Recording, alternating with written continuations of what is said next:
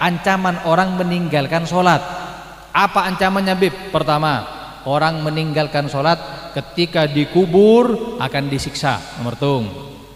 Nomor dua, siapa-siapa orang seta abojong nanti kepalanya dirubah oleh Allah menjadi kepala babi, kepalanya babi.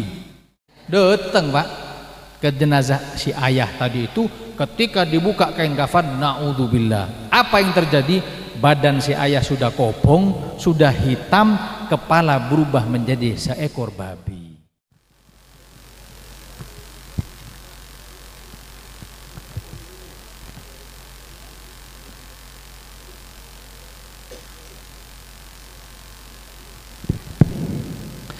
Assalamualaikum warahmatullahi wabarakatuh.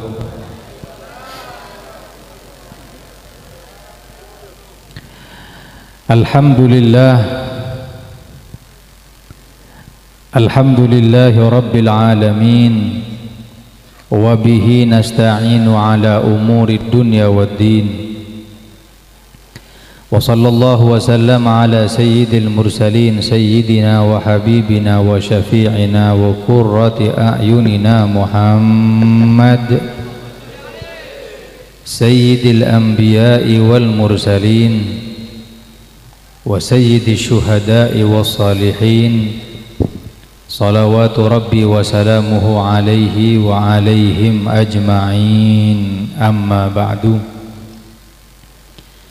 Subhanaka la ilma lana illa ma 'allamtana innaka antal alimul hakim. Rabbi shrah li sadri wa yassir li amri wahlul 'uqdatan min lisani yafqahu qawli. Amin ya rabbal alamin. Hadratal kiram, para alim ulama, para sesepuh, tokoh-tokoh masyarakat, wabil khusus kepada keluarga besar Pondok Pesantren Miftahul Ulum yang saya muliakan, kepada pengasuh Pondok Pesantren Ibu Nyai Hajah Zumrati, yang saya muliakan kepada Gus Idrus dan semua dewan keluarga. Mudah-mudahan beliau diberi sehat walafiat oleh Allah, insyaallah istiqomah membimbing umat untuk berjalan di jalan Nabi Muhammad sallallahu alaihi wasallam. Amin ya rabbal alamin.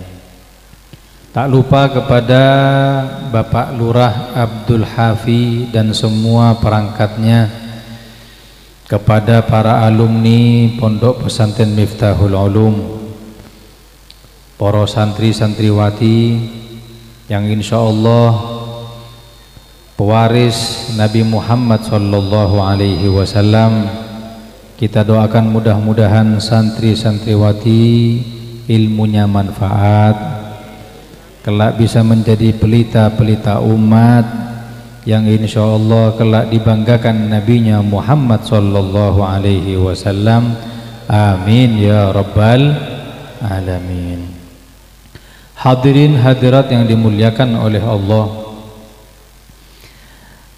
malam ini kita menyelenggarakan haul ke-7 Al-Maghfurlah Kiai Haji Syamsul Arifin hafizahullah. Mudah-mudahan Allah Subhanahu wa taala terima amal-amal beliau, Allah angkat derajatnya, Allah ridhoi, dan insyaallah yang hadir mendapatkan keberkahan dari beliau. Amin ya rabbal alamin. Hadirin hadirat yang dimuliakan oleh Allah, perayaan haul di pondok pesantren dimanapun yang kita laksanakan tentunya memiliki dalil. Kalau kita ditanya apa dalil kita melaksanakan haul, maka kita jawab, dalilnya haul bukan kalam ulama, bukan hadis Kanjeng Nabi, tapi haul yang memerintahkan adalah Gusti Allah. Kalau perintah dari Gusti Allah berarti berada di dalam Al-Quran yang Allah mengatakan walladzina ja'u min ba'dihim yaquluna rabbana ighfir lana wa li ikhwanina alladzina sabaquna bil iman. Adapun orang-orang yang datang selanjutnya, generasi setelah kita, yaquluna, yang mereka berdoa, rabbana ighfir lana, ya Allah ampuni dosa kami, wa li ikhwanina, dan saudara-saudara kami. Saudara yang seperti apa? Wali ikhwanina alladzina sabaquna bil iman, yang telah mendahului kami, yang wafat sebelum kami, baik itu keluarga, teman ataupun orang-orang terdekat kami. Makanya kalau ada orang gak mau hal niku kula bingung. Kalau ngomong orangnya ahlu sunnah wal jamaah, berarti dia tidak percaya dengan adanya ayat semacam ini. Kalau memang dia tahu maknanya ayat semacam ini, pasti dia akan memperbolehkan haul, memperbolehkan tahlil, yang semuanya tidak lain bersumber dari Al-Quran. Maka dari itu tidak lain kita ngadakan haul semacam ini tujuannya ngalah barokah hadirin. Kita hadir di sini tidak lain berkumpul untuk ngalap barokah Kiai Haji Syamsul Arifin. Kalau kita lihat, haul itu isinya apa sih? Haul itu kan isinya doa. Seperti beliau, apa masih butuh kepada doa? Beliau ini kan alim, orang ahli ibadah. Sudah banyak alumni-alumni yang mengambil ilmu kepada beliau. Yang butuh doa seharusnya kan kita. Seharusnya yang paling butuh kepada haul nggih kula kalih panjenengan. Sebutuh haul nika kaula ben sambian. Mathura kan toh? Kapi mathura nika. Kita usah coba pun melarat coba iki. Dadi sebutuh haul nika benih kiai siapa? Kaula ben sambian. Kenapa? Karena kiai dengan kita beda. Kalau kiai banyak ibadahnya, kalau kita banyak maksiatnya. Sedangkan haul itu adalah isinya doa yang tidak lain agar dosa-dosa yang kita perbuat itu diampuni oleh Gusti Allah. Mangken kula tanya seputoka haul kaula napa kiai? Kaula. Sampian napa kiai? Sampian. Anapa? Sabab banyak dosana tembang kiai. Paham maturahi? Matura kabeh nika? Takut tak paham mulana. Kisah tak paham matanya kasih paham kan gampang nggih. Lagu abali boleh haul. Habib haul nika napa hukum wajib? Wajib bagi orang yang banyak dosanya, haul wajib. Lamun kiai masa haul beb engki sabab kiai benih karena dosana, tapi karena barokahnya yang akan mengalir kepada kita yang hadir. Amin Allahumma amin. Lah beb kula tanya Habib, saya mau tanya, haul ini harus besar semacam ini beb? Ya tidak harus hadirin, karena haul itu kan hanya peringatan 1 tahun. Karena engki haul nikah kan peringatan 1 tahun, tahunan. Mon mingguannya mana tahlil. Haul nikah napa kudu bodo terop nikah beb son atau mungkin konsumsinya apa harus seperti itu? Gak harus. Haul itu hanya kumpul-kumpul kirim doa, cukup beb, cukup. Nah, cuman ini harus ada tata krama, ada adat yang kita laksanakan sebagaimana masyarakat terjadi. Contoh, mohon sampian teroma bede haul. Kalau anda ingin mengadakan haul, silahkan. Terus, waktu banyak beb, tidak harus banyak. Kalak 10 orang. Ngalak 10 orang. Konsumsinya apa? Gak usah sampai piringan, berkatan, tak usah. Napa? Dengguring, oning dengguring sampean. gedeng tambi tepung pas kuring kan iki arahnya mana dengkuring berempaan men kanto saya buan sangkep saya buan meliaki sapolo berempah sapolo ibu tuum tuum ceng orang beb tau sa ceng tadak dengkuring kamah bagi langkar kasihkan kepada musola anak-anak ngaji TPG bagi kakiyaena hadirin atanya kakiyaena kiai panjenengan santrinya berapa? Oh 15 le 15 song santrena. Oh iya sampian abek ta sampian abri dengkuring jek 15 pas-pasan Pak Dupolo anapa 15 sate lalu mana ya mempas-pas-pasan kan kisar kiai nah lah kan iki lah setelah itu sampean minta apa cukup ngedum dan goreng cukup tau saya sin beb tau sa Fatihah yas minimal Fatihah cok minta yasin kelas dengkuring tak usah minta yasin gongkuan nih gak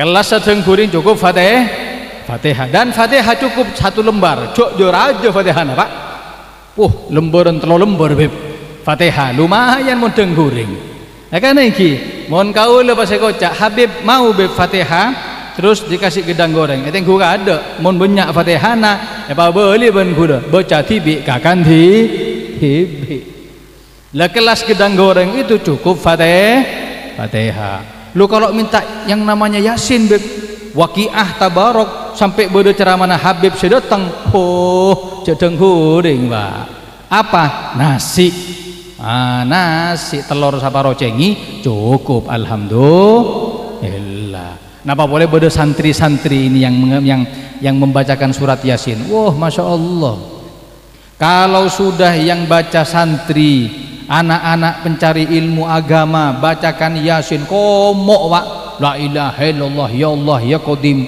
kan iki keluar nasi nyaman Umpas ya Allah ya Qadim ya Allah ya Qadim keluar dengkuring kan kurang ajar sampean. Lah kan iki. Lah makanya apa yang menjadi adat masyarakat kita beri. Tujuannya adalah sedekah kepada almarhum. Apa yang disedekahkan oleh kita pasti sampai kepada almarhum. Partajen apa taje? Partajen apa punten? Saya kasih contoh. Di Probolinggo itu ada orang buka jualan buah salak dan rambutan. Badar yang aja jual salak dan rambutan Pak sebelah napon tuh orang ini punya orang tua andi emak ampun ati galomor sudah wafat tapi orang ini senang bersedekah yang tujuan pahalanya untuk almarhumah si ibu emak tadi itu. Setiap ada santri yang lewat yolok cong pinterah lele kene napa iki sedekah emak ngalak salak teloan rambutan teloan tujuan apa sedekah buat emak Fatihah tak usah baca Fatihah cukup sedekah paham ini lah karena sudah Allah berkahi orang jualan buah gelek ruah subhanallah yang biasanya kulaan salak dengan rambutan sekarang kulaan durian kan mahal kan larang durian kan iki sampean jarang melemun ngampung sering kan iki lah durian ketika ada santri lewat dipanggil lele kene napa Pak iki saat niki duduk salak tapi durian sedekah emak le nggih matur suwun kalak Pak durian kasek kalak Pak kalak edeur ben bindara karena sedekah durian untuk almarhumah subhanallah kontan si anak malam hari mimpi ibunya mengatakan le sedekahmu sampai durian le manis le dapat ada Pak tanya kita dung sampean dapat ada Pak dapat paham tak paham tuh sampean nih minta munyi bahwa tak le berkatan sampean iki le dengkuring sampean iki paham tak paham Pak, dapat tak dapat pahalana? Dapat Pak. Durian saja sampai apalagi berkatan Pak. Alhamdulillah.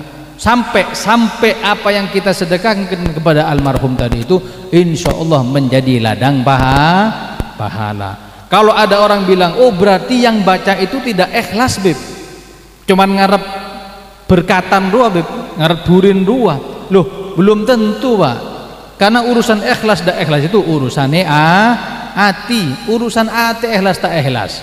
Mun dari batu sebung saya ikhlas Pak, tahu ini mau dampit nih Kak. Kula tanya mun sampean melakar tak ikhlas tak ikhlas ini. Misal yang mengatakan berarti kalau kita baca itu harus ikhlas Beb, tidak minta embel apa-apa. Iya coba lah laku sampean nyoba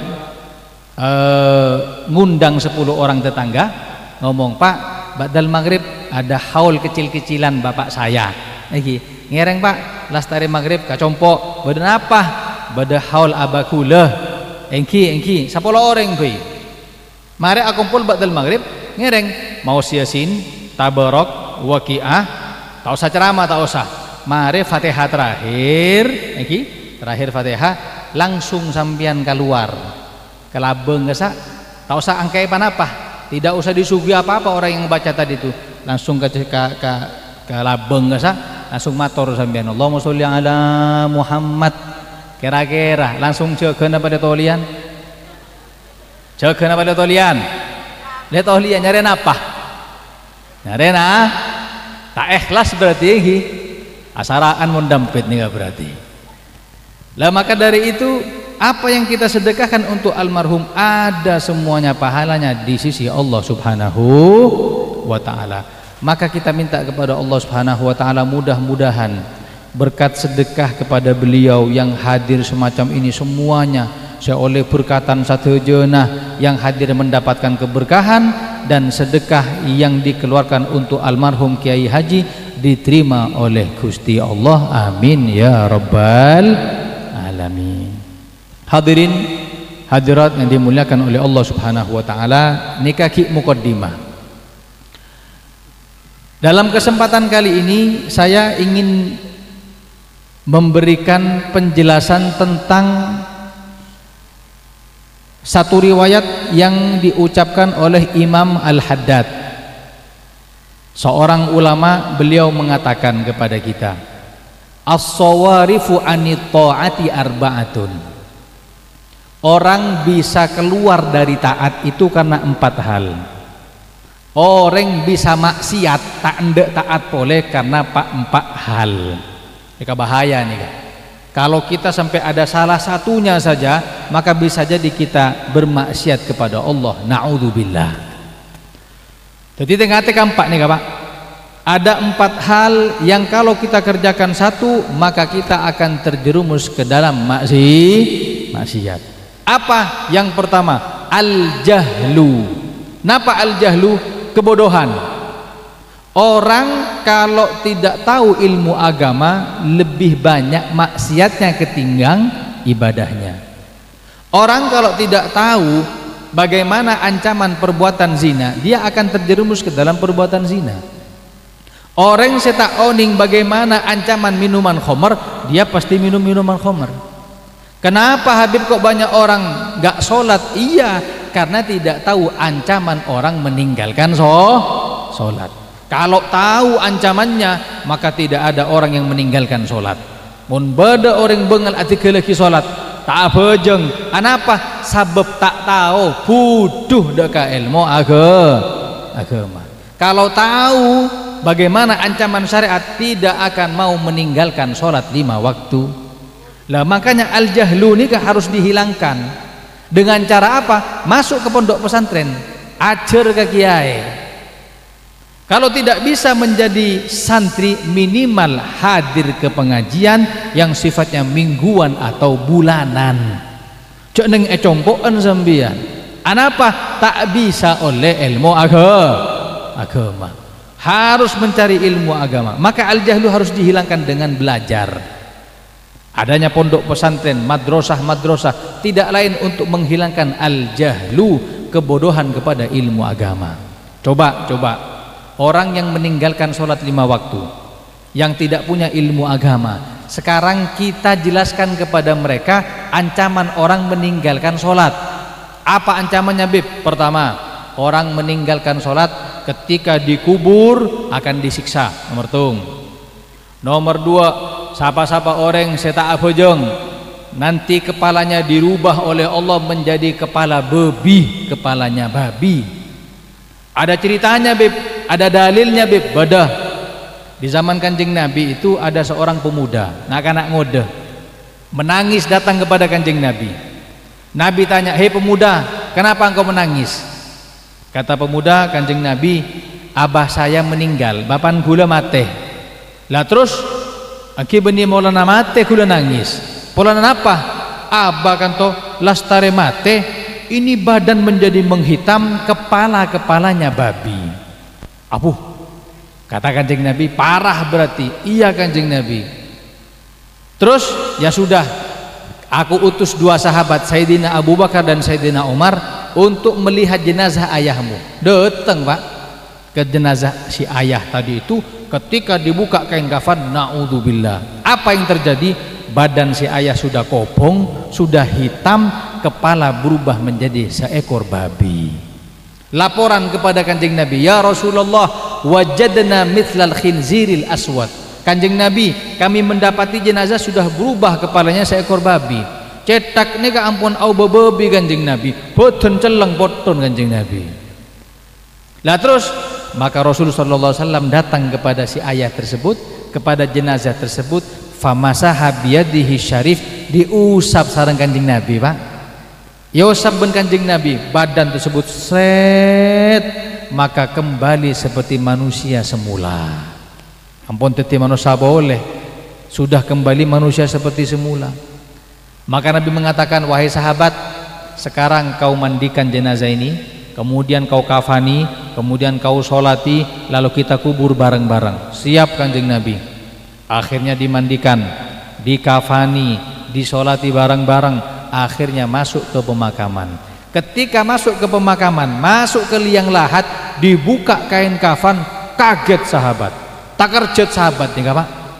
Tanya, kenapa kok kaget?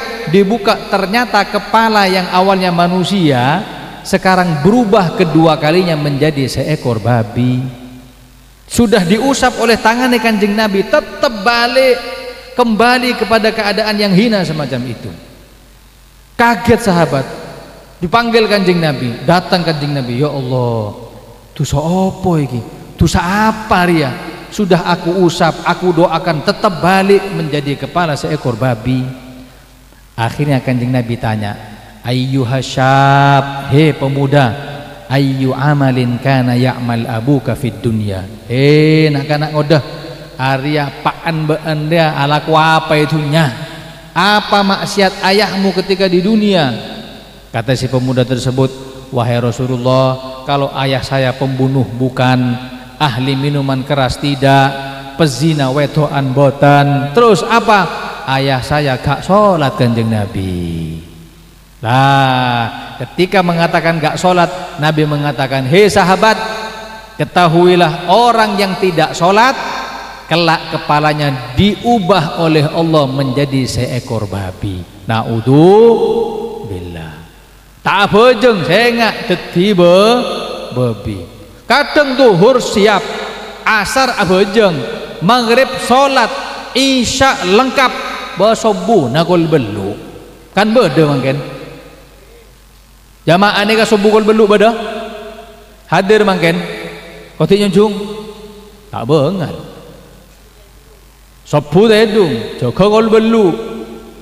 Kan banyak seperti itu. Lah, makanya jaga sholat. Ketika tahu ancaman sholat, punya ilmu agama. Ketika punya ilmu agama, orang itu tidak akan maksiat kepada Gusti Allah. Lah cuman hadirin, sekarang orang-orang yang punya ilmu agama, para ulama, kiai, habaib itu gak patek laku saiki. Lah terus yang laku yang mana, Beb? Yang laku yang orang yang bisa nebak-nebak nih lho. Saya bisa tebak-tebakan berapa nggih? Arwah lebih paju tempeng habib tempeng kiai. Boh mohon mangken tebak-tebakan gampang, Pak. Lebih ratingnya lebih laku. Apalagi bisa nampak kamu ini bentar lagi mendapatkan rezeki. Wow, empor onjangannya banyak, Pak. Tempeng Beb Habib acara masa jam 2 jam tak ada kalah. Kenapa kok banyak seperti itu? Karena kita yang ditebak tidak punya ilmu. Mon andi ilmu tak anda etebak tak kira anda. Coba lihat yang di YouTube sosial media tadi itu, yang banyak ratingnya, banyak tayangannya, orang yang ceramahnya bisa nebak-nebak. Nebak 15 Ramadan terjadi kiamat. Mak tahu. Lah kan iki pola SMS-an ben malaikat Jibril bola. Kok tahu 15 Ramadan? Rasulullah ditanya Kanjeng Nabi, kapan hari kiamat? Kata Nabi kepada Jibril, aku juga gak tahu. Yang tahu panjenengan dekat dengan Allah. Kata Jibril, aku juga gak tahu. Lo ulama datang tanggal 15 cong kiamat cong tengah teh seta abini cepet abini. Ya kan engki mak tahu. Paju tak paju nih kah? Paju. Makanya kenapa kok bisa ditebak? Karena orang yang ditebak tidak punya ilmu agama. Makanya belajar hadirin, belajar masuk pondok pesantren.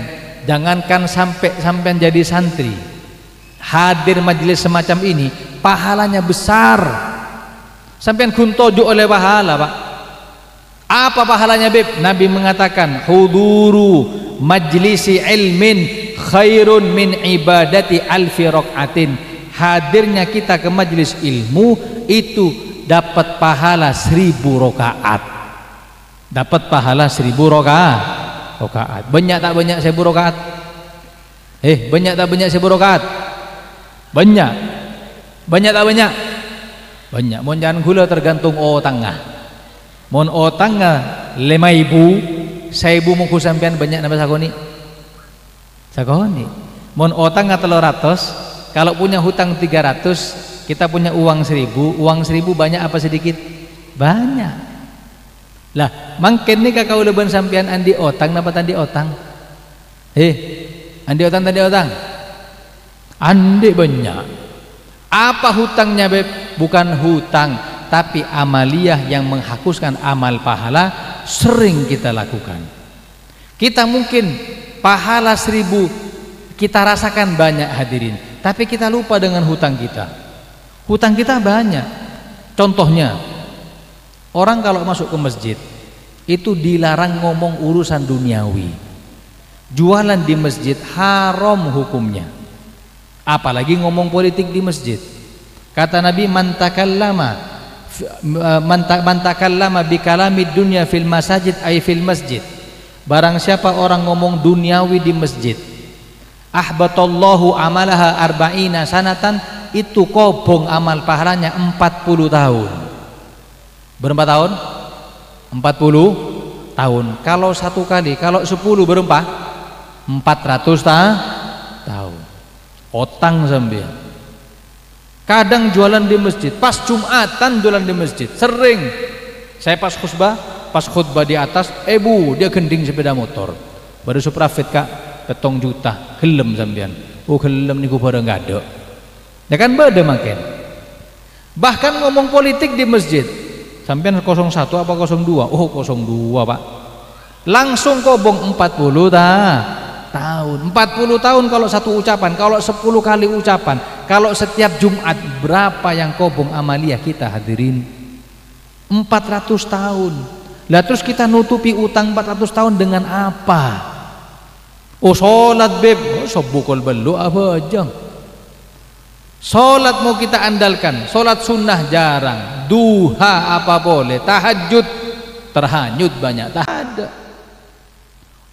Puasa, Beb, waduh puasa paling Ramadan, Senin Kemis tidak bakal ada di sini. Beda ahli puasa Senin Kemis beda. Ada yang ahli di sini puasa Senin Kemis ada? Ada paling ibu-ibu. Saya laki tak pernah puasa. Hatta bulan Ramadan paling mokel. Nah iya. Lah misal kita mau mengandalkan puasa apa? Senin Kemis tidak. Puasa Daud, Beb. Puasa Daud itu puasa sehari, buka sehari. Puasa sehari, buka sehari. Pun orang majeng tengah, buka sehari, buka sehari, buka sehari. Tak tahu mana puasa lah karena majeng tengah. Lah terus kita mengandalkan apa untuk 400 tahun itu? Sedekah. Waduh, sedekah. Sedekah itu amalan paling sulit. Kalau kalian ahli sholat, ya jangan bangga. Kenapa? Karena sholat gratis. Ahli puasa, jangan bangga, puasa gratis. Ahli apa? Kalau ahli sedekah luar biasa. Kenapa? Karena sedekah mengeluarkan harta kita yang kita mencarinya setengah mati. Sampean mau ngandalkan sedekahnya? Belum tentu. Saya yakin di sini kalau urusan sedekah cekak melarat, sulit. Ayo saya tanya saya hadir. Yang nyumbang acara sini sekarang ini, ayo yang nyumbang angkat tangan, ngacungkan tangan. Saya nyumbang acara mangken nika beden apa tade nyuncung? Tade. Saya mata tade berkatan nyuncung. Tapi nyuncung. Lah kan iki? Coba saya umumkan, saya mewakili panitia mengumumkan haul tahun depan akan diadakan di tempat yang sama, jam yang sama, tanggal yang sama. Yang datang wajib iuran 100 ribuan sedekah untuk kemaslahatan majelis. Kira-kira ada yang datang apa enggak? Ada, tak ada lobiki. Saya nyuting panitia, tukang bersih-bersih, ada sepe. Tapi kalau saya balik tahun depan haul di tempat yang sama, tanggalnya sama, jamnya sama, yang hadir dapat uang 100 ribuan. Hadir tak hadir? Hadir. Top pajang tengah Pak. Hadir. Nah terus kita ngandalkan sedekah kita sedikit hadirin. Utang kita 400 tahun. Terus bagaimana? Tidak lain kita tutupi dengan hadir ke majelis-majelis semacam ini, taklim ilmu agama yang pahalanya dapat 1000 rakaat. Alhamdulillah. Nyaman beb 1000 tinggal dikurangi 400 sisa berapa? 600. Nyaman tak sabu jeung sok beb laguna beb libur iki. Ini baru satu kali hadirin. Makanya jangan pernah meninggalkan majelis semacam ini. Jangan pernah meninggalkan ilmu agama. Kenapa? Karena ilmu agama adalah sesuatu yang bisa menghantarkan kita untuk meraih ridha Allah dan Rasulnya Muhammad sallallahu alaihi wasallam. Hadirin, hadirat yang dimuliakan oleh Allah Subhanahu wa taala. Yang kedua, orang penyebab keluar dari ketaatan atau ahli maksiat. Yang kedua adalah dhaful iman. Orang yang imannya lemah. Banyak orang-orang yang punya ilmu masih maksiat. Banyak orang yang bahkan mengaku wali masih maksiat. Apa tidak tahu ancamannya? Tahu. Kenapa masih maksiat? Tidak lain karena dhaful iman, imannya lemah. Terus bagaimana Ustadz agar kita imannya kuat? Agar kita imannya kuat, kumpul dengan orang-orang soleh. Minimal gak kumpul dengan mereka sewaktu hidup, minimal kita ziarah kubur kepada mereka. Hadir haul-haul Mbah Hamid, Syekhona Khulil Bangkalan, atau mungkin haul Sunan Ampel. Itu adalah ngecas hati agar iman kita penuh. Manfaatnya apa? Kalau iman penuh kita nggak bakal maksiat lagi kepada Gusti Allah. Lah orang yang banyak maksiat nikah, baterainya ampun nepes, sudah drop baterainya, tidak ngeces, akhirnya maksiat dan dia tidak lagi kuat imannya kepada Allah dan Rasulnya Muhammad sallallahu alaihi wasallam. Makanya ayo datang ke pengajian semacam ini ngeces hati kita hadirin. Jangan merasa hadir ke sini rugi, jangan. Saya ingat omongan guru saya. Orang kalau hadir majelis semacam ini, ketika nanti sakratul maut dicabut oleh Allah nyawanya, Allah diamkan beberapa detik. Lalu Allah kembalikan kejadian-kejadian yang biasa dia hadiri.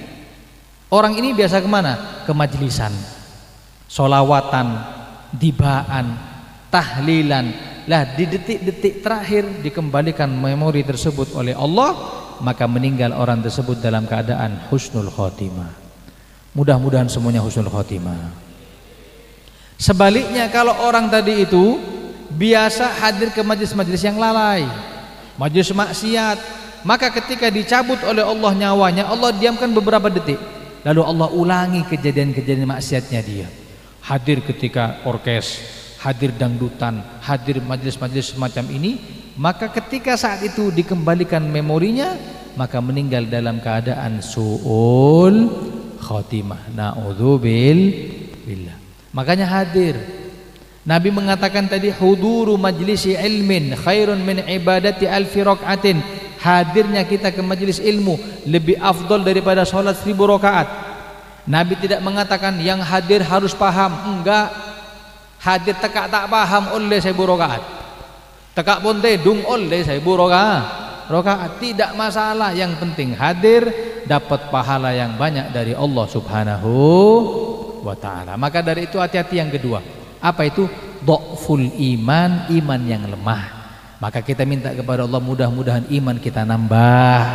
Mudah-mudahan dengan hadirnya majlis semacam ini, itu menjadikan iman kita bertambah kuat kepada Allah dan Rasulnya Muhammad sallallahu alaihi wasallam. Amin Allahumma.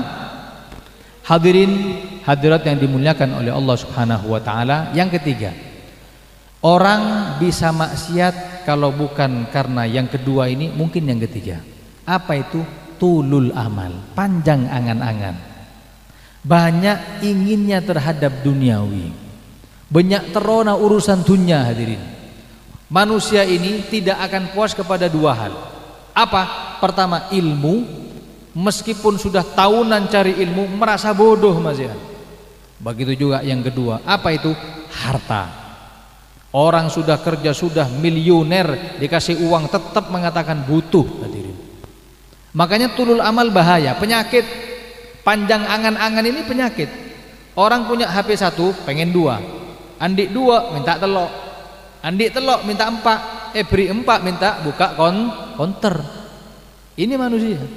Punya mobil 1 pengen 2, kasih sama Allah 2 pengen 3, kasih 3 pengen 4, terus pengen punya showroom. Ini kan manusia begitu, gak ada puasnya urusan duniawi. Kadang merasa kehidupan orang lain lebih enak daripada kehidupan kita. Banyak kita melihat kepada tetangga yang kaya, enak uripe panjenengan saya, mobil punya, ini punya. Belum tentu itu kehidupannya lebih enak daripada kita. Hadirin, karena Allah adil. Allah lebihkan di sini, Allah kurangi di sini.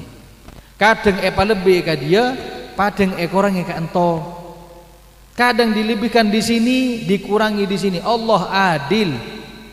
Contoh, saya pernah undangan, pernah yang orang, saya pernah undangan yang ngundang orang kaya.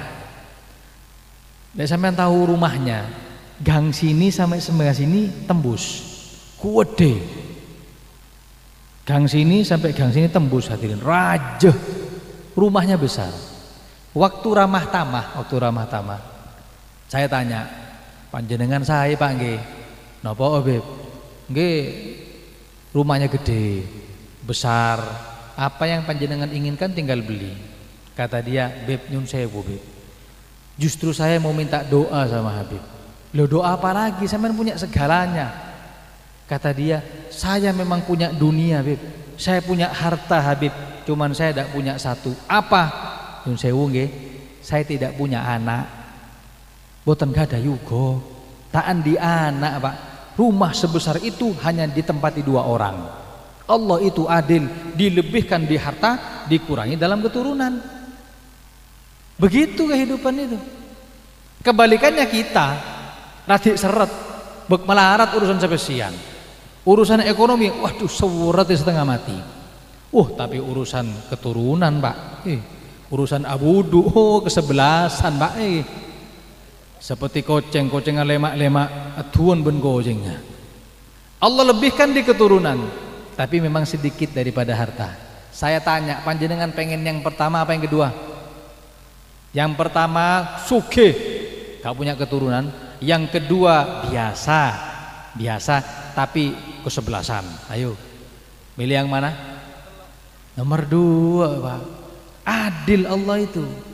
Kadang melihat kehidupan orang lebih baik, belum tentu. Hadirin, turun dari mobil mewah, turun cetak-cetok pakai sepatu, langsung kunci mobilnya, pek sampai ngomong, ya Allah Gusti gak duwe pek kula Gusti. Belum tentu kehidupannya enak. Siapa yang enak? Orang al-qani bima qasama bihi rabbuh, orang yang menerima apa yang diberi oleh Gusti Allah. Kalau panjenengan qanaah, itu yang paling berharga.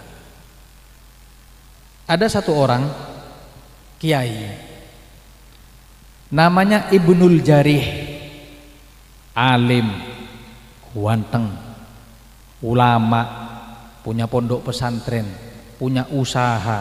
Kalau ada tamu, bukan cuman tamu itu disuguhi makan, tapi dikasih bingkisan. Kerjanya lancar, seakan-akan kehidupan paling enak Kiai Ibnul Jarih, paling enak. Sampai sekali waktu beliau keluar lihat pondoknya, ya bos pondok ke pembangunan baru.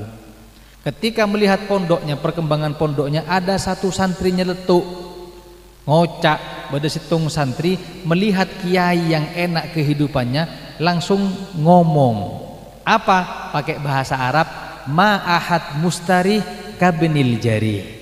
Tidak ada kehidupan yang enak seperti kehidupan kiaiku Ibnul Jarih, kata santri tadi itu. Maka noleh yang namanya Ibnul Jarih tadi ngomong. Siapa yang ngomong barusan? Tanya. Saya ngomong barusan siapa? Santri. Saya ngomong den takut sanes kula ya, sanes kula. Saya ngomong barusan siapa? Akhirnya karena banyak, satu yang kula Gusti. Ngomong apa kon? Anu Gusti, saya lihat Yai, saya lihat panjenengan kehidupannya enak itu, saya lihat tidak ada kehidupannya enak seperti kehidupannya panjenengan. Apa yang tidak punya? Panjenengan harta punya, peternakan, perikanan punya, toko semua masuk ke panjenengan, anak-anaknya jadi, istrinya 4 ayu-ayu kabeh enak. Ayo, kurang apa sampean? Terus apa kata Ibnu Jarih? Oh, sampean gak ero ya dumane Allah. Sampean tak tahu adilnya Allah. Nopo Yai? Sini saya ajak. Akhirnya santri tadi itu dimasukkan ke kamarnya Yai. Ketika masuk kamarnya Yai, santri tadi itu dikatakan, santri, sampean ojo kondo-kondo, ojo lebo-lebo, jangan ngomong-ngomong, akan aku perlihatkan kepada sampean bagaimana adilnya Allah. Nggih Yai. Apa yang terjadi? Dibuka oleh Kiai bajunya, hadirin. Bajunya Ibnul Jarih itu dibuka. Apa yang terlihat? Tahu-tahu ada borok di kene. Perutnya Kiai itu borok kabeh. Dan itu sudah bukan keluar darah, keluar nanah. Kata Ibnul Jarih, sampean tahu, ini mulai kecil penyakit saya. Jadi repot, setiap 2 jam harus ganti kapas. Kalau enggak akan keluar nanahnya, kenek baju, akhirnya baju nemu najis, nggak bisa dipakai untuk sholat. Soro aku le, ngene ke soro, nemoni tamu senyum-senyum, duduk seneng iku, sakit nahan sakit iki le. Operasi sudah, pengobatan sudah, gak tahu kering, gak enak turu, miring sakit, nggih, miring kanan sakit, telentang sakit, nomor tengkurep sakit. Akhirnya santri tadi dikatakan ngene ae le, ini banyak. Kalau sampean mau, semua harta saya sampean ambil semuanya. Ngoten Yai? Nggih, tapi dengan syarat borok gawon le. Boki beborona. Gratisan sampean. Kan Allah adil. Ini minusnya saya, itu plusnya sampean bawaan semua. Pondok sa-alumni pakai semuanya, ambil semuanya. Borok iki gawon. Kata santri, "Oh, mboten Yai, pun panjenengan mawon Yai." Nyawan tibi. Akhirnya yang namanya santri tahu bahwasanya Allah itu adil, keluar dari kamarnya Kiai dan mengatakan ma'ahad mustari walau Ibnul Jarih. Tidak ada kehidupan orang yang enak meskipun kiaiku Ibnul Jarih juga gak enak, hadirin. Makanya tidak ada kehidupan. Sampean lihat Habib, wah enak Habib dijemput, gak tahu utangku sampean. Wah ke utangku Pak. Loh, orang yang kita lihat tetangga kita kadang wah enak yo jadi pejabat, wah enak ya jadi wong sugih, belum tentu nikmat. Di Batu itu ada orang yang tanahnya di kota Batu banyak sekali. Saya pernah main ke rumahnya, satu sertifikat tanahnya itu harganya 6 miliar. Tahu delok sampai 6 miliar? Apalagi punya, delok gak tahu apalagi punya. Itu satu sertifikat dan dia punya puluhan sertifikat. Allah lebihkan di sini. Sampean tahu Allah kurangi dari apa? Pernah ngundang sekali waktu pas bagian tamah-tamah, urusan tamah-tamah, orang sing ngundang gak tahu mangan. Kalau tanglat panjenengan gak ikut tamah-tamah sama saya. Katanya enggak Habib. Loh kenapa? Allah sudah cabut rasa lidah ini, sudah gak ada rasanya Habib.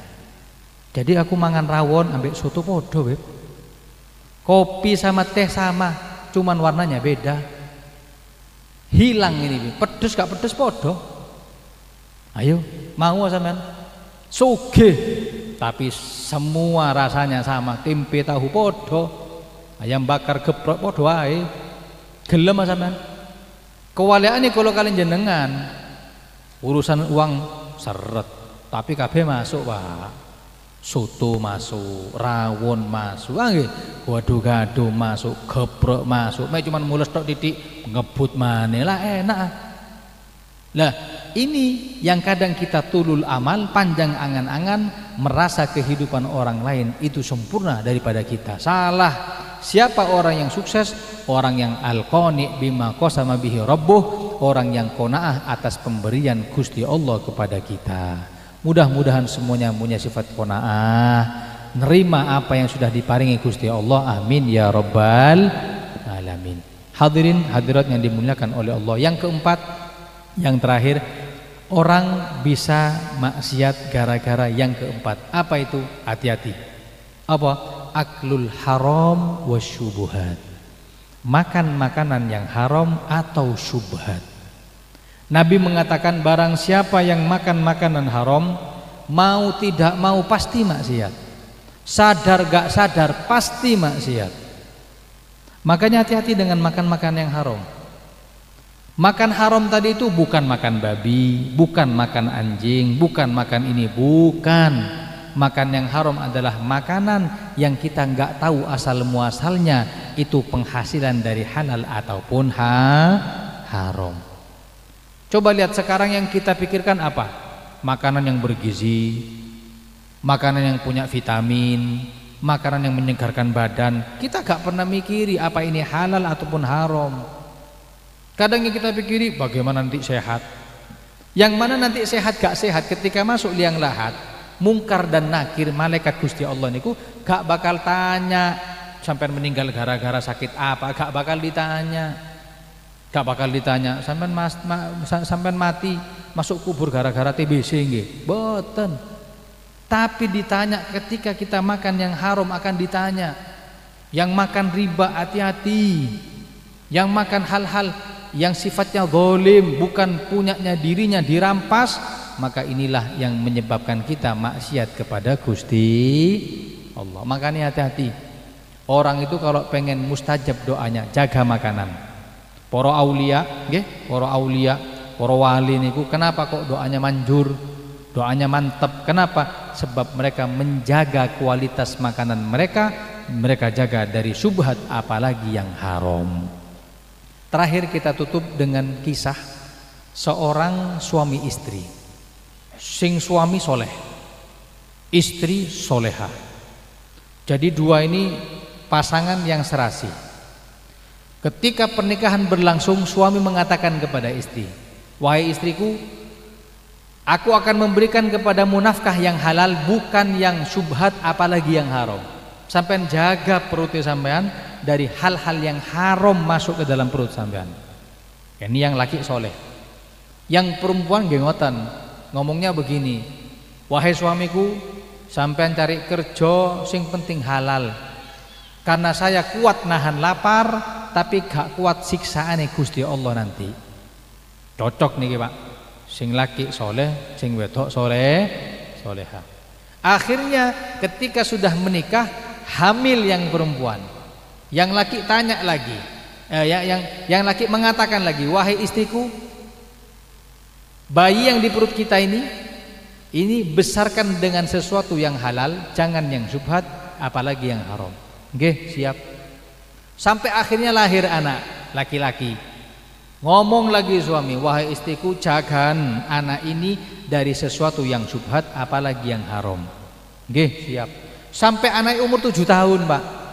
Ketika anak umur 7 tahun, yang suami itu ingin berangkat umroh. Izin kepada istrinya, wahai istriku, saya akan ajak anak ini untuk umroh. Kata si istri, monggo silahkan. Akhirnya dibawa kemana? Ke Mekah. Lah, keanehan terjadi. Ketika masuk ke kota Mekah, masuk ke Masjidil Haram, pertama kali dia setelah ihram di Miqat, dia tawaf. Anak ini dijak tawaf, Pak. 1 kali tawaf pingsan. Akhirnya disadarkan dulu, dibanguni, coba tawaf lagi. Tawaf kedua pingsan lagi. Apa yo? Kalau main mulai pagi sampai maghrib gak tahu pingsan, iki tawaf 1 kali pingsan. Apa heran. Coba lagi, ditunggu, dibanguni, bangun, coba 1 kali tawaf pingsan. Akhirnya ketika 3 kali pingsan, ada orang soleh melihat kejadian ini. Dipanggil bapak tadi, Pak kene Pak. Nggih, saya lihat sampean sibuk dengan anak sampean sing pingsan. Nggih betul. Kenapa ya? Gini, kalau sampean pengen anaknya kuat tawaf, caranya gampang. Nopo? Sampean coba curikan apel di pasar, kasih makan anak ini. Kata si bapak, oh iya, be lapar si anak ini. Akhirnya datang si ayah ke pasar, ngambil 1 buah apel, dikasih makan anak ini. Pas dimakan 1 gigitan apel, krek, masuk ke dalam perutnya. Yang gigitan itu haram, makanan itu haram masuk ke perut, langsung dijak tawaf 7 kali botan pingsan. Kuat 7 kali. Kata si ayah, makanya lapar, makanya 1 apel masuk kuat, be lapar berarti. Setelah 7 kali tawaf gak pingsan-pingsan, dipanggil lagi oleh orang soleh tersebut. Pak, sampean tahu, yang pertama sampean belum kasih apa-apa, sekali tawaf pingsan. Nggih. Terus sampean kasih apel yang dicuri tadi itu 7 kali boten pingsan. Nggih. Sampean tahu kenapa? Gak tahu. Gini, anak ini sebelum ada sesuatu yang haram masuk ke perutnya masih bersih. Ketika 1 kali panjenengan tawaf itu pingsan, dia melihat tawafnya malaikat di langit. Anak umur 1 tahun lihat tawaf malaikat gak bisa, Pak, gak kuat, makanya pingsan. Loh, terus sekarang kok kuat? Nah, gara-gara 1 gigitan apel yang haram masuk ke perutnya, langsung dihijab sama Allah, ditutup. Akhirnya malaikat yang tawaf gak kelihatan. Kata si bapak, ya Allah emane, terus ya nopo bisa kembali lagi? Oh gampang. Kata orang soleh tersebut, sampean curi di mana apel tadi itu sampean bayari, atau sampean minta, gak popo. Akhirnya si ayah tadi itu datang ke pasar, di mana dia mencuri apel tadi itu, dibayari, minta maaf. Akhirnya apa yang dimakan oleh anak tadi yang awalnya haram sekarang menjadi halal. Lah ketika sudah menjadi halal, diajak lagi tawaf anak tadi 1 kali tawaf pingsan. Anak ini besar menjadi seorang ulama yang bernama Abu Yazid Al-Bustami. Niku Abu Yazid, tidak pernah sesuatu yang haram masuk, semuanya halal. Makanya ngelihat malaikat tawaf, anak umur 7 tahun delok malaikat tawaf gak kuat yo pingsan, Pak. Kalau kalian jenengan gak tahu wis, gak tahu dijogo, sing penting masuk sih. Haram gak haram opo jare wis. Delok opo? Delok jin niku, Mang. Bukan delok malaikat. Nggih. Kalau dia melihat malaikat, yang mana Abu Yazid tadi itu orang bersih, bahkan di antara kewaliannya beliau mengatakan man hafidho ismi dakhalal jannah. Kata Abu Yazid tadi, yang kecil tadi itu, dia mengatakan barang siapa yang hafal namaku, aku jamin masuk ke dalam surga. Allahumma shalli ala Muhammad. Makanya semuanya itu dari apa yang kita makan. Makanya jangan sampai maksiat. Orang kalau sudah amal ibadahnya mulai lemes, malas, ingat mungkin di situ ada syubhat yang masuk dalam perut kita. Kalau ada orang perbuatan maksiat kita enteng, kita nuruti, berarti kita makan sesuatu yang haram yang dengannya menyeret kita kepada perbuatan maksiat. Ayo kita minta kepada Allah, mudah-mudahan Allah Subhanahu wa taala selamatkan kita dari hal-hal yang haram, dari hal-hal yang syubhat. Mudah-mudahan Allah jauhkan kita dari sifat jahil, dari sifat bodoh kepada ilmu agama. Mudah-mudahan Allah Subhanahu wa taala jadikan iman kita kuat. Mudah-mudahan Allah jadikan kita termasuk golongan orang yang tidak tulul amal, panjang angan-angan, dan insya Allah kita golongan orang-orang yang biasa makan yang halal daripada yang haram. Amin ya rabbal alamin. Mudah-mudahan tidak keluar dari majelis ini kecuali dosa-dosa sudah dihapus, aib-aib ditutup, hajat-hajat ditunaikan oleh Allah Subhanahu wa taala. Amin ya rabbal alamin. Monggo ditutup kalian doa. Bismillahirrahmanirrahim. Alhamdulillahirabbil alamin. Allahumma shalli wa sallim ala sayyidina Muhammadin wa ala ali sayyidina Muhammad. Allahumma jal jam'ana hadza jam'an marhuma wa tafarruqana min ba'dihi tafarruqan ma'suma wa la taj'al fina wa la ma'ana syaqiyan wa la mahruma. Rabbana atina fid dunya hasanah wa fil akhirati hasanah wa qina adzabannar. Wa sallallahu ala sayyidina Muhammadin wa ala alihi wa sahbihi wa sallam. Bi fadli subhana rabbika rabbil izzati amma yasifun wa salamun alal mursalin walhamdulillahi rabbil alamin.